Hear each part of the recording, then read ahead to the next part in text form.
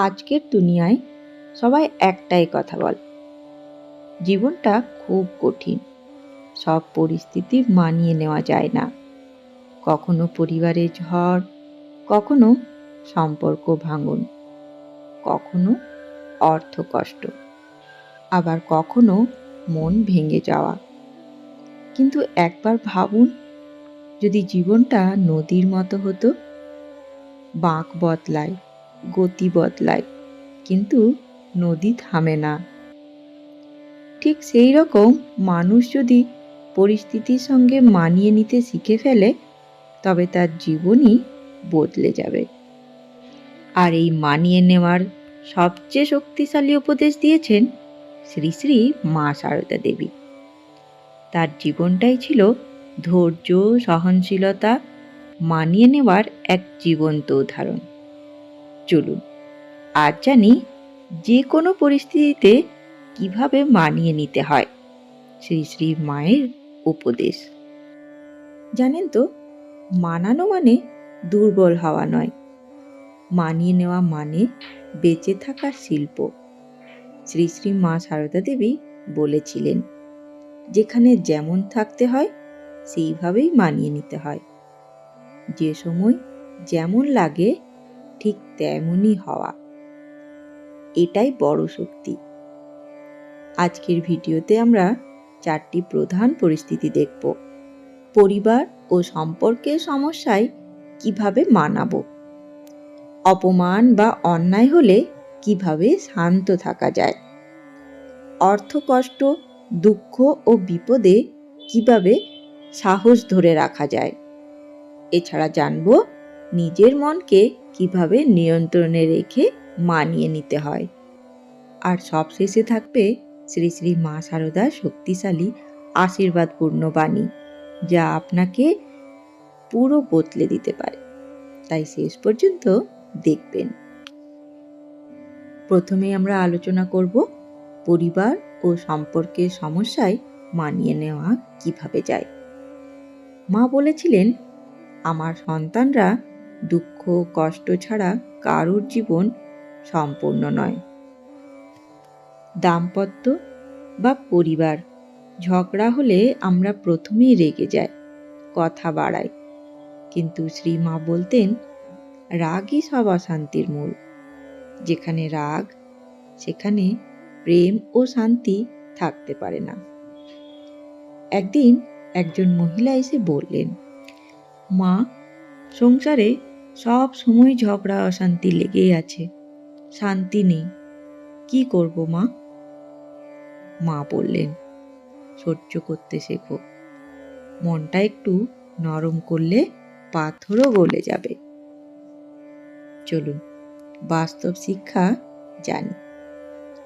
যখন পরিবারে সমস্যা আসে, প্রথমে চুপ থাকুন, 24 ঘন্টা অপেক্ষা করুন, তারপর শান্তভাবে কথা বলুন।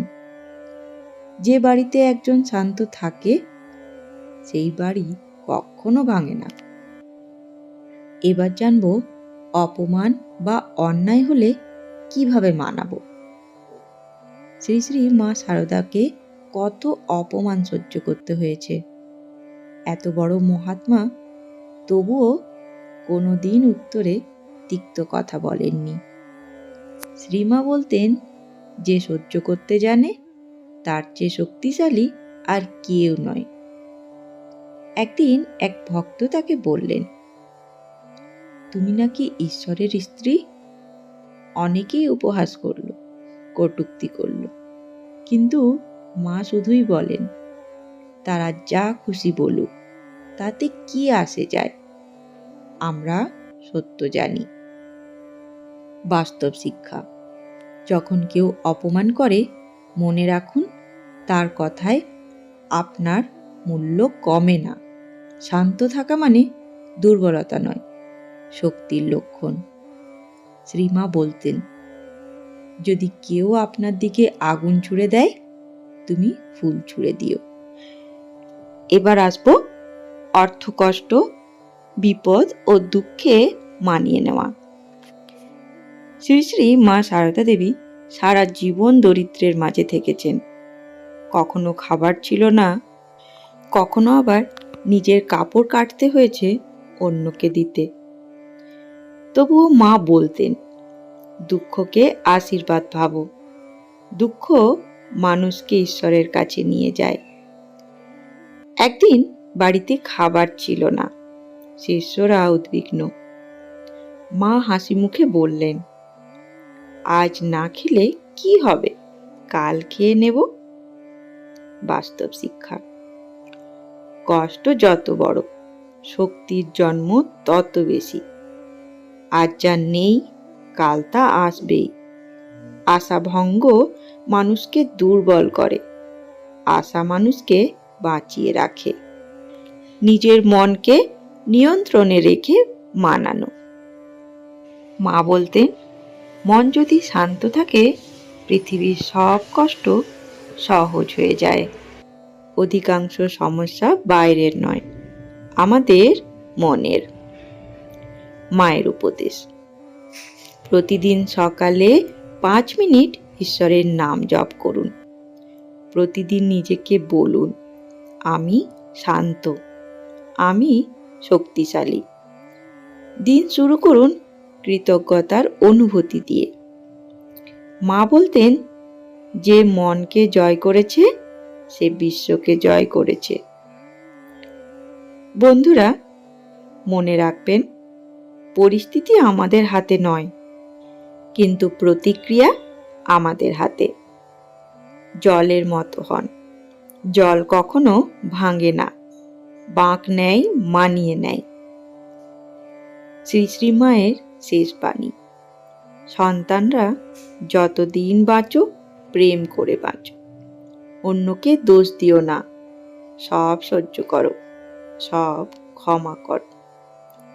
যে মানুষ ক্ষমা করতে পারে, সহ্য করতে পারে ও মানিয়ে নিতে পারে, তার জীবনই শান্তি ও সফলতা আসে। বন্ধুগণ, আশা করি আজকের এই ভিডিও আপনাদের ভালো লেগেছে।